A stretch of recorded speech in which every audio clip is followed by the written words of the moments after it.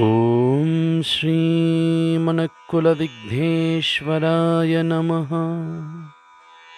ॐ श्रीमनकुलविघ्नेश्वराय नमः। ॐ श्रीमनकुलविघ्नेश्वराय नमः।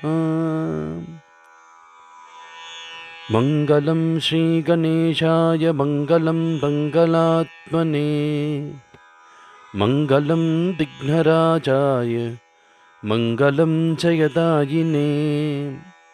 उत्तिष्ठोत्तिष्ठ भगवन् भक्ताभीष्टप्रदायकः समुत्तिष्ठ महाभाग मनःकुलविनायक। आलम्बनं त्रिजगतां सुमुखत्वमेकः क्षेमं करोसि नमता भयङ्करश्च। सामुद्रसैकतसरोवरतीरवासी श्रीमन्मनःकुलविधो तव सुप्रभातम्। शान्तं निरन्तरमनेकतमेकदन्तं दान्तं महान्तमधिकान्तमनन्तरूपं त्वामन्त्रेण हृतिकं दिहच्चिन्तयेम। श्रीमन्मनःकुलविधो तव सुप्रभातम्। कल्याणकल्पतरवे कलिकर्शनाय कञ्जेक्षणाय कपिलाय कृपाकराय कैवल्यदाय कलये मनतिः सदा ते। श्रीमन्मनःकुलविधो तव सुप्रभातम्। सिन्दूरवर्णगजकर्णसुवर्णवर्णिन् कर्णान्ददीर्घकरुणापरिपूर्णनेन्द्र तूर्णप्रसादकरपर्णफलातिलिप्सो श्रीमन्मनःकुलविधो तव सुप्रभातम्। अम्बासुतं शिवचिदम्बरनाथसूनुं लम्बोदरं गणकृपानिगुरम्बकं त्वां श्वेताम्बरं वयमिहात्यकृतावलम्बाः। श्रीमन्मनःकुलविभो तव सुप्रभातम्। वीरोद्भटस्य विकटस्य विसङ्कटस्य दानोत्कटस्य तव सुप्रकटोदरस्य नित्यं तताब्च निकटे घटये सतास्मान्।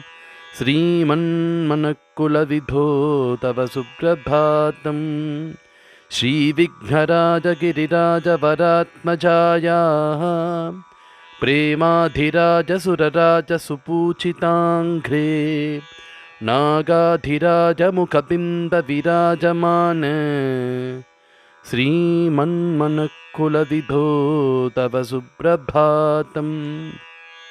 विश्वेश्वराय विमलाय विनायकाय विश्वानुकूलविभवैकविभूषणाय विद्यागुरो विरशयेम नमांसि तुभ्यम्। श्रीमन्मनःकुलविधो तव सुप्रभातम्।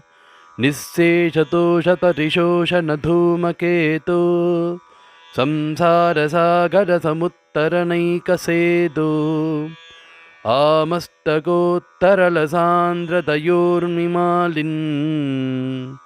श्रीमन्मनःकुलविधो तव सुप्रभातम्। अध्यक्षभूतसकलस्य मरुद्गणस्य प्रत्यक्षदैवतयुगे कलिनामकेऽस्मिन् वृद्धारकैरभिसुवन्त्यपतारविन्द। श्रीमन्मनःकुलविधो तव सुप्रभातम्। इन्द्रादिभिस्सुरवरैरभिमुक्ततन्द्रैः सान्द्रानुभावमभिनन्दितफालचन्द्र स्फारस्फुरन्मृदुलमञ्जुलमन्तहास। श्रीमन्मनःकुलविधो तव सुप्रभातम्।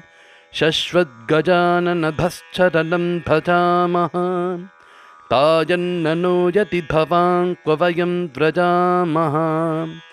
प्राश्चांश्च कर्मणि घटं गतमुत्सृजामः श्रीमन्मनःकुलविभो तव सुप्रभातम् वेदण्डतुण्डवरमण्डनवक्रतुण्ड ब्रह्माण्डषण्डभरणक्षमबाहुदण्ड पाषण्डखण्डनिवितौ नितरं प्रचण्ड श्रीमन्मनःकुलविभो तव सुप्रभातम् हृद्यागमातिकृतवर्णनशूर्तकर्ण त्वामेव देव विपतामपतं श्रुता स्मः बालं च नित्यतरुणं करुणार्तमूर्तिं श्रीमन्मनःकुलविभो तव सुप्रभातम्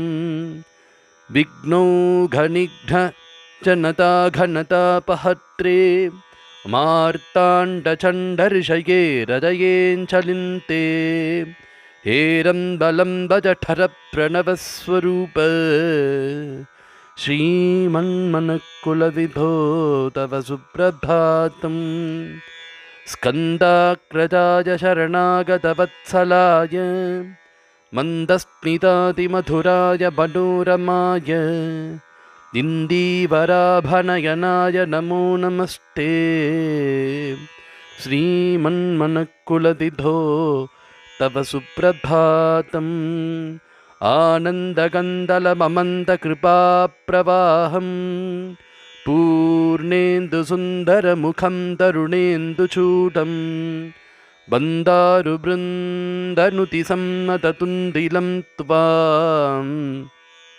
वन्दे महागणपते तव सुप्रभातम् भक्तानुरूपवरदं विरदाननं त्वाम् आद्यं सुवेद्यममलं कमलायदाक्षं कारुण्यकण्यविभवं प्रभवं श्रुतीनाम् ईडे महागणपते तव सुप्रभातम् विद्यादिदेव विनुतस्य विचक्षणस्य विद्याधरस्य विभुतस्य विशारदस्य विघ्नाधितस्य विपतां व्यपनोदनस्य श्रीमन्महागणपते